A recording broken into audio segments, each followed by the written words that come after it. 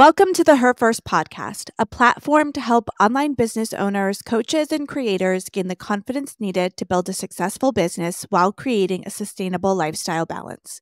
We are here to help you prioritize yourself in business and life. If you haven't caught it yet, go back first and listen to the last episode. So this is part 2 of our series as we wrap up the end of the year. And last episode is all about reflection, looking back on 2023, seeing what it was for us, looking at our milestones, creating that timeline, and really assessing how things went along the way. Today, we are diving into goal setting, intentions. What are we bringing into the new year? And what is that going to mean for us in our business and in our life? So in this episode, we're really transitioning from that reflection process, that introspection, to envisioning what the landscape of 2024 is going to look like.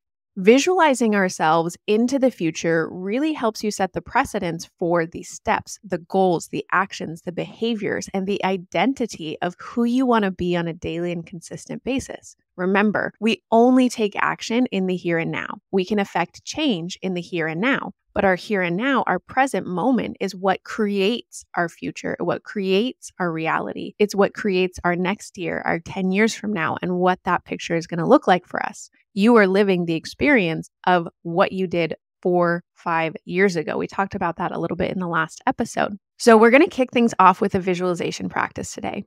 And if you haven't done this before, it's really simple. You're just imagining in your mind what something might look like before you do it. And this has deep roots in psychology, and sports psychology is my background, of really getting into the mental habit and pattern of what it is that you project yourself doing. Olympic athletes do this before a big race or before a big meet. An opportunity for you to put yourself in the muscle memory or the muscle intention of what it is that you're going to do, what it is that that's going to look like. It also sets you up for, again, the behaviors and actions that you're going to take if you're in the mindset and the psychology of what it is that you want for yourself. So I want you to think about clear details. I want you to think about what you're wearing, where you are, what that looks like for you, who you're with, any smells that come up, anything you're tasting. All of those sensory perceptions are really going to help you solidify the image of that future you. So imagine yourself a year from now. We're at the end of 2024 as we're wrapping things up. And what I want you to get into the energy of is feeling proud, accomplished, and successful. What would you have to have done in order to make that be possible? So as you kind of imagine yourself in that feeling and that sensation, I want you to start to picture in detail. What are you wearing? Where are you? Who are you with? What's the activity that you're participating in? And I really want you to create that tangible image in your mind. So as you have that vision, that picture, that image, whatever it is, and however you're showing up, I want you to think about 3 I am statements that define this. And an I am statement is really simple. It's just you stating something in the present tense. I am a $500,000 business owner. I am in the dream home that I'm imagining for myself or that we're building next year. I am emotionally committed to my clients, my partner, whatever that looks like. And as you move through this process today, I want you to hold that future image of yourself in your mind. Always come back to it. Always come back to the vivid detail, that feeling, that experience of this person that you are becoming, because you are that person right now. You are one and the same. There's maybe just a few different habits, patterns, behaviors, thought processes that are going to evolve and change in this next year as you get to that place. Intention setting is a really important part of this process today, starting to think about what's coming next. But you have to take stock and inventory of what's happening right now in order to make any change in the first place.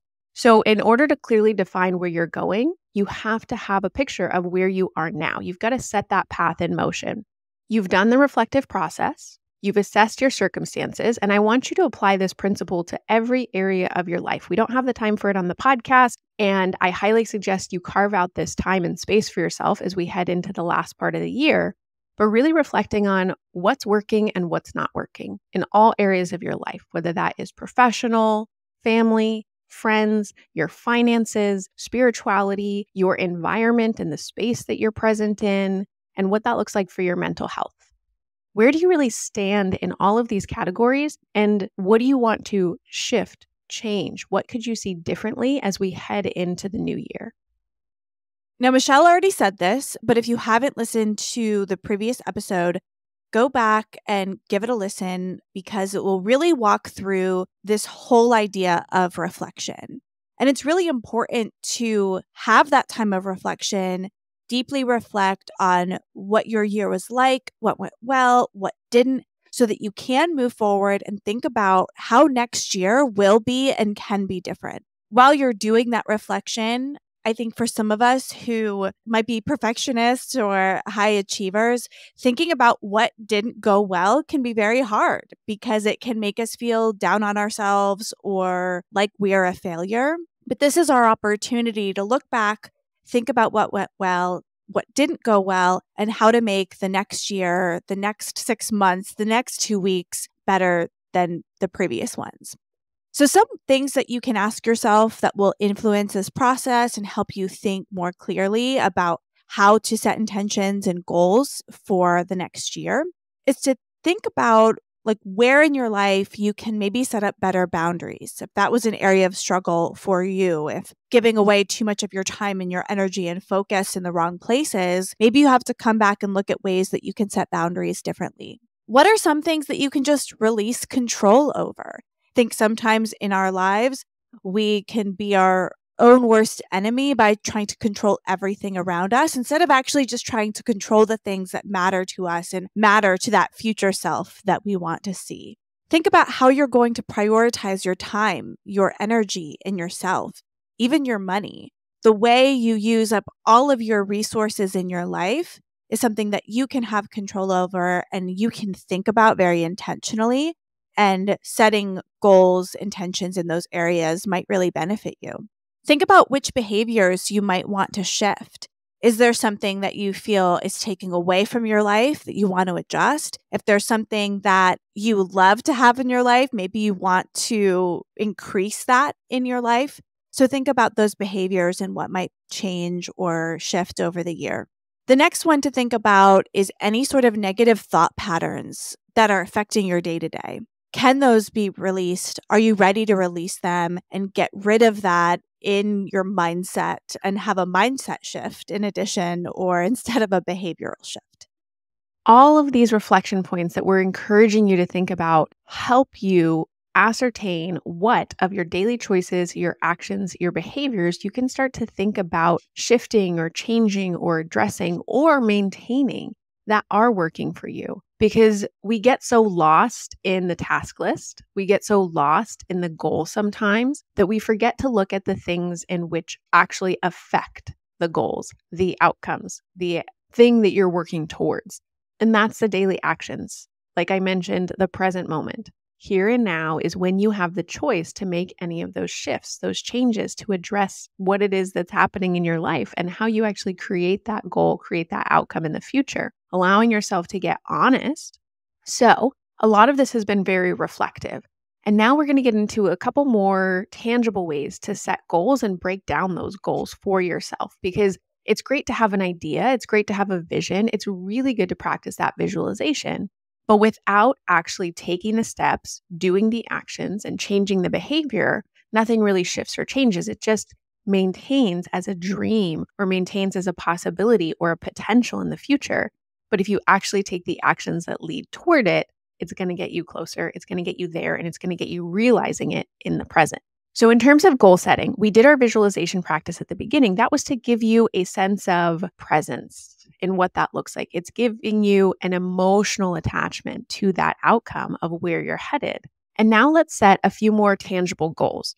So oftentimes we create a really vague list. I was in health coaching for some time with people who was often setting goals of, I want to lose weight, or I want to make more money, or I want to find a relationship. And a lot of these are very vague expressions of goals. We're not going to get into SMART goals today.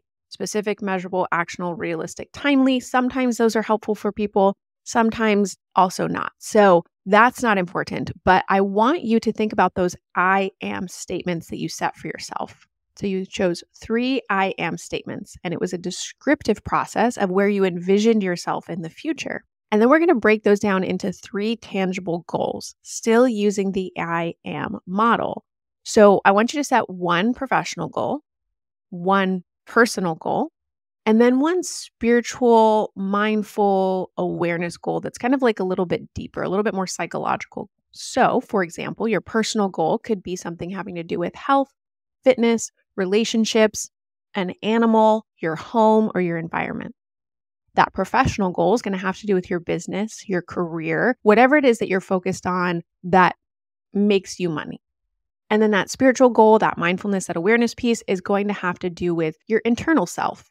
What's really going to cultivate the positive outcome of who you are as an individual and how you show up in the world. And then I want you to write those goals down in affirmative statements. Again, I am. So if it is that you have reached 6 figures and that's your professional goal, then I am a 6-figure business owner. If it's personal and you're working out 3 to 4 times a week, I am going to the gym 3 to 4 times a week, whatever that looks like. They can be a little bit looser, not necessarily those SMART goals, or you can attach real numbers, real timeframes, whatever that means for you. So I love making plans, project plans, timelines, roadmaps. I could do that all day. I'm probably one of the people that sort of skips the intentioning and visioning stage. And if you're like, I want to do X, I will in my head come up with everything that you need to do X. So I think I have the opposite problem of a lot of people. I think a lot of people will look at these big goals they have for themselves and see that end line, but have no idea how to get from point A to point B. And I think it's really important to think about all of the small steps that you need to do to get you from point A to point B, how you're going to achieve that 6-figure business, how you're going to make fitness part of your everyday life. How are you going to become closer to your spouse or your partner? Thinking about how to get there is really important part of this process. One way I like to think about it is of a simple goal and what you would need to do to get there. So say you're looking at what you want to do next year and you've decided that you'd like to write a book. So you're thinking to yourself, I want to write a book. Now, maybe you have a full-time job, you have a family, you have a lot going on. So you only have 5 hours a week to write that book, right? You want to write a book in a year and you only have 5 hours a week. If you say, okay, I'm just going to sit down for 5 hours a week and write this book, that might be way unmanageable. Every time you go to sit down, you're like, what do I do? I'm just supposed to write a book?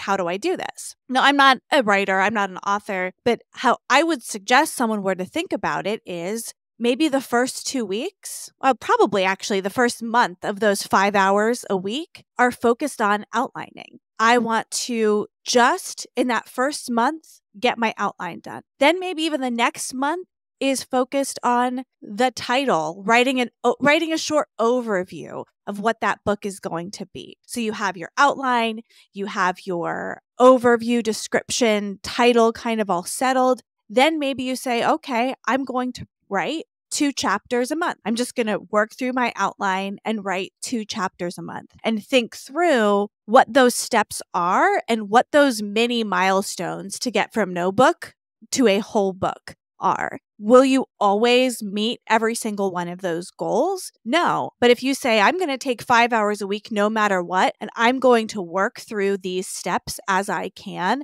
you're going to be a lot closer to having a whole book than no book if you kind of think through it in manageable chunks. What can you do in 5 hours a week? Now, when you think through those manageable steps, The plan you write out initially might not be exactly what works out. Maybe you find it takes you a lot more time to do each of those steps. Maybe you find it takes a lot less time for you to do each of those steps. You can always adjust your timeline and your roadmap and your milestones along the way, but it's important to have them. When I was starting a business and had a full-time job, I knew I only had a certain amount of hours a day to do things. Before I got to that time, I would decide what I was going to do at that time. If I had 3 hours, I didn't sit down and think, what am I going to do for those 3 hours and have to plan it? I already knew. I had already decided what I was going to spend that time with. So I think it's important to just break down all of your little steps and make that part of your process.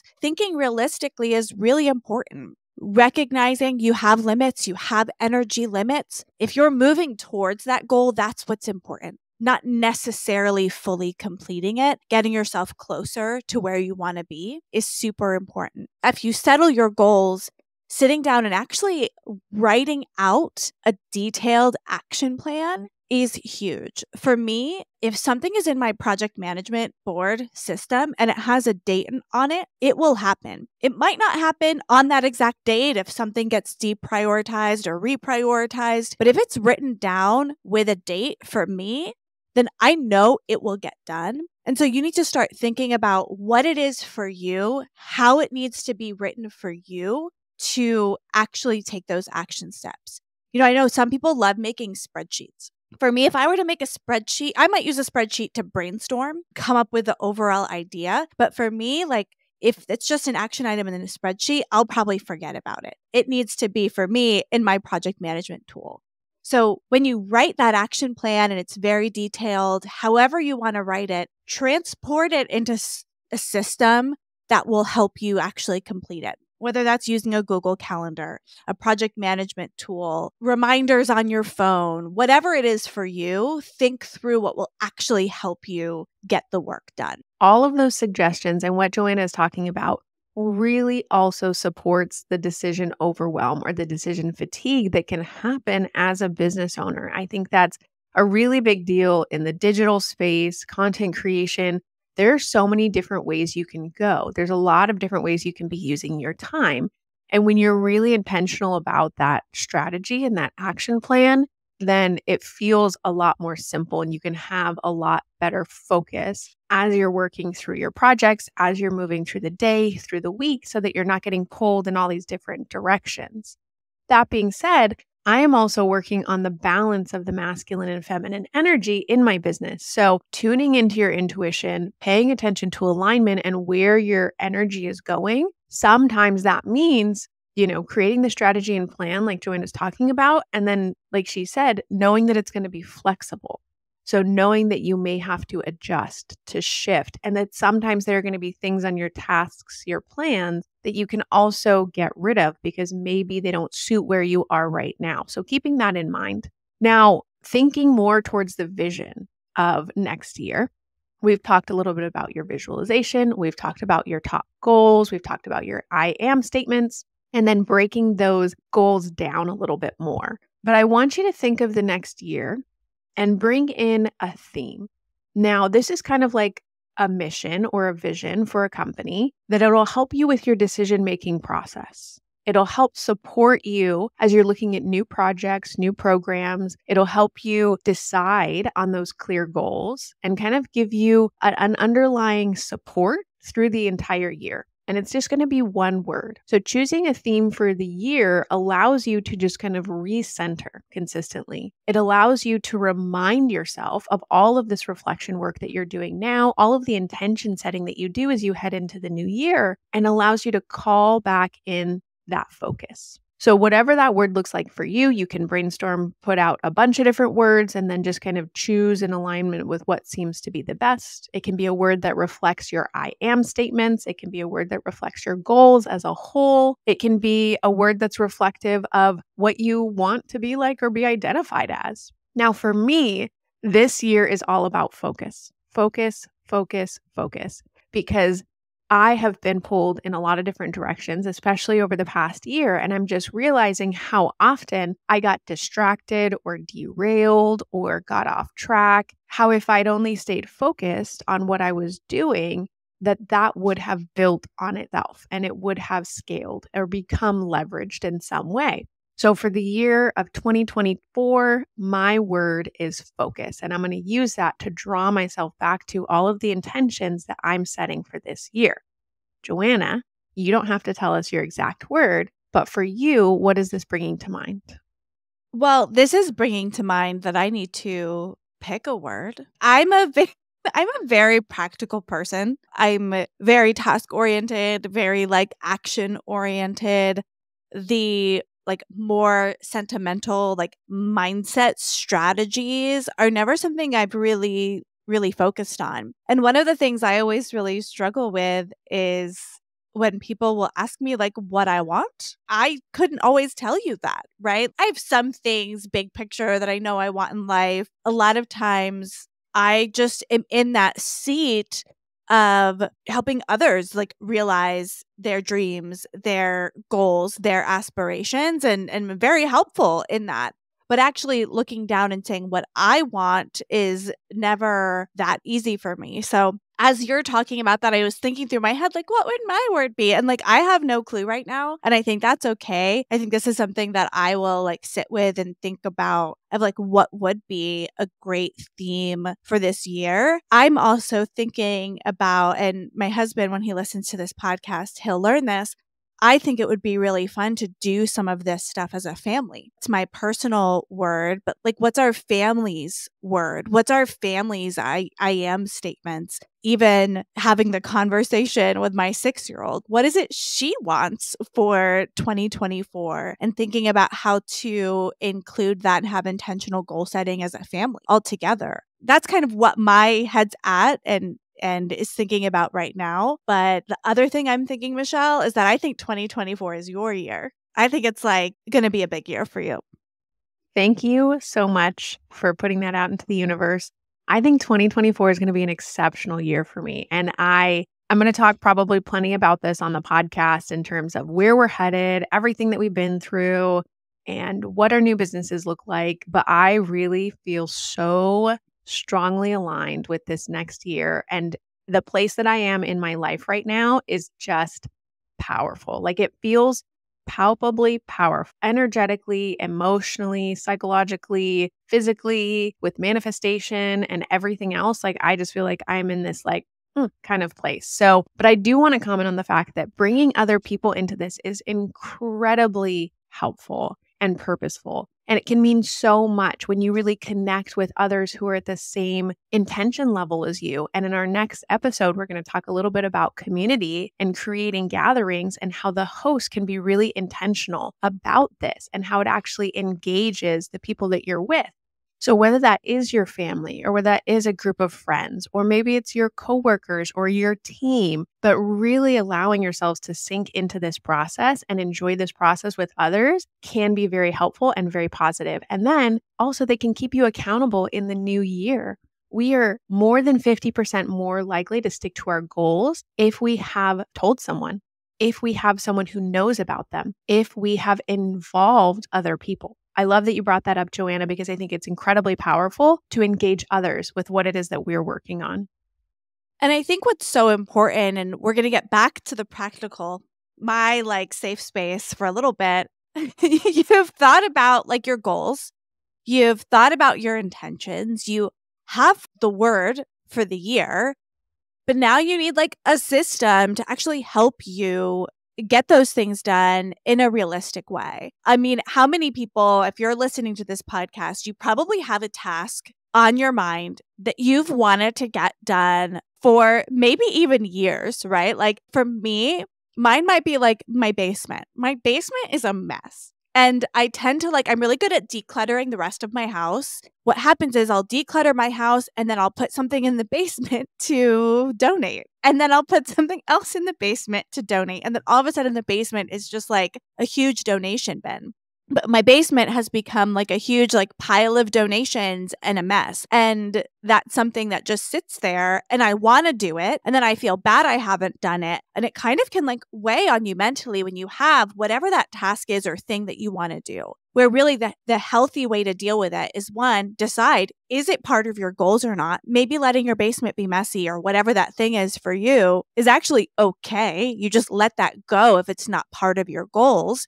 But if it is, putting that into an actual action plan to get that done is a great way to make that part of your life. Thinking about breaking things down into quarters, like this is the way businesses think about things, can be really helpful. So you're dividing the year into 4 pieces. You're saying, these are the things I want to get done in the next 90 days. This is what I'm going to do in the next quarter 2. This is what I'm going to do in quarter 3. This is what I'm going to do in quarter 4. Can be a really healthy way to help you, manage the stress of all of the things that you want to do. Again, coming to the basement idea, maybe there's way too much going on. And I say, you know what? I'm going to get that basement done in Q4 of 2024. Then I know it's there. I know it's on my plan. And then I can break down in Q4 what I'm going to do each month to get it to the space that I want it. And then it's not looming over my head all of the time. I'm not thinking, oh, I've got to do that basement. Oh, I've got to do that basement. I can think, oh, I'm going to do the basement then. And it's planned. It's in my plan. I can not feel guilty it's not done anymore. I can just like move on and focus on what it is that I need to focus on in Q1 of this year.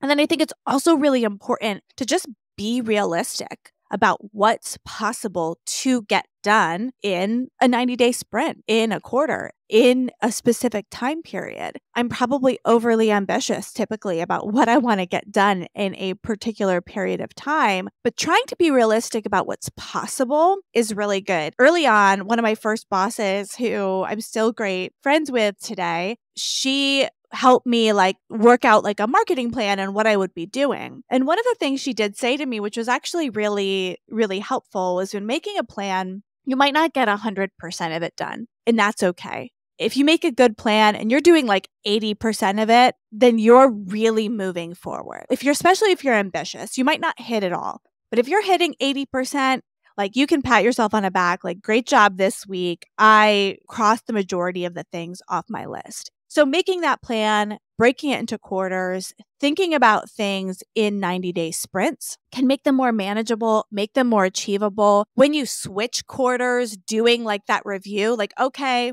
Q1 happened. I did this amount of things. Now looking at your next 90 days, what needs to be adjusted? Are there things that didn't get done in Q1 that you say, never mind, I'm crossing that off my list, it's not important anymore? Or do you say, okay, I'm bumping this from Q2 so I can get that item done, right? You can reassess, reorganize each and every quarter to do that. This is something Brandon and I do in our business. We have a quarterly review process where we sit down, we reflect on everything that went well. What were our accomplishments? What were our client wins? What was done? What did we get done that we planned to get done? What did not get done that we wanted to get done? And then how are we going to reprioritize for the next quarter? And those adjustment periods are so great because, one, I think for someone who's ambitious, I can tend to focus on what I didn't get done instead of what I did get done and accomplish. And so it gives me that time to say like, wow, I know I didn't do that thing that I really wanted to do, but look at everything else that we did get done. And then I'm going to reprioritize for the next year. So thinking through those specific ways to plan is just a really important process for moving forward. And, we're talking about, like, it's easy for me to think about this from a business perspective, but now I'm also thinking about like my family and my household and how this could totally work within a family system of what are the things we want as a family? What are the things we want to prioritize? And in our personal life and all together as kind of a family unit, and what that could look like of like real intentional goal setting in that arena as well. This concept of quarterly goals and 90-day sprints can work for a business, can work for your personal goals, but also, within whatever community you live in. What this is really bringing up for me is this idea of checking back in, tuning back into where you are, what your circumstances are, how you're showing up in the world, right? Being able to check back in. So often, again, we set the goal, we have the vision, we're headed in that direction, we're doing the daily activities and tasks. And sometimes we get wrapped up in it all that we don't take the time to step back and really assess. Am I headed in the direction that I originally set for myself? Is that direction relevant to me anymore? Is the outcome or the goal what I truly want in my life and what I want for my business or for myself? So this ability to check back in is so, so important as we head into this year. Not only at the end of the year, you've gone through your entire 2024, you're doing your reflection point at the end of the year, and now you're assessing everything and trying to remember, but opening up the opportunity. Is that a daily reflection? Is that a weekly reflection? Even at the end of the month, what happened this month? How could I shift? How could I change? How could I do things a little bit differently? So taking all of these suggestions, and they are just that, suggestions from Joanna and myself, because you're really going to find what works for you, and somebody else's system and model might not be appropriate for where you are or what it is that you're doing. But starting to think about some of these things a little bit more intentionally, starting to think ahead and to reflect. So thinking ahead, thinking back, thinking current, and starting to really understand yourself, understand how you show up in the world, understand your intentions, understand, again, your actions, your words, your thoughts, your patterns, your behaviors, and noticing and seeing how that determines your circumstances, your life opportunities, and how you might shift and change that as you move through the year. So thank you so much for doing this reflection process with us. I hope that you're walking away from today's episode with a clear intention and vision and picture of what 2024 and this next beautiful, abundant, successful year holds for you. As you reflect on your year and set goals and intentions for next year, keep in mind that this is about you and what you want. Here on the Her First podcast, we're all about figuring out what makes you tick, what's going to light you up, and what makes you happy. It can be really easy to think about the goals other people would want to see from you, the success that they'd have. You could be listening and think, I want to do less next year. And that is fabulous. If you want to find more time for rest and fun and play, that is perfectly appropriate and perfectly appropriate to make a plan around. And when we're making these goals, setting these intentions, this is not about guilt tripping yourself, shaming yourself, or any of those things. It's actually about finding empowerment and learning how to control what you can control and setting those things for yourself. What you want for next year is absolutely, completely up to you. I also want to say for our last episode of 2023 that we really appreciate everyone who came on this journey with us, has been listening to our podcast, has been reaching out to us with their thoughts, their reflections. We're so grateful for each and every one of you and can't wait to keep going in 2024. We've shared this before and I'll say this again. We do have a special announcement that will be coming in the next episode. So give that one a listen. We can't wait to share what we've been working on. If you enjoyed this episode, please subscribe, share it with a friend, and leave us a review. We'd love to hear from you. Thank you for tuning in and be sure to catch our next episode. What is one thing you can do today to prioritize you in business and life?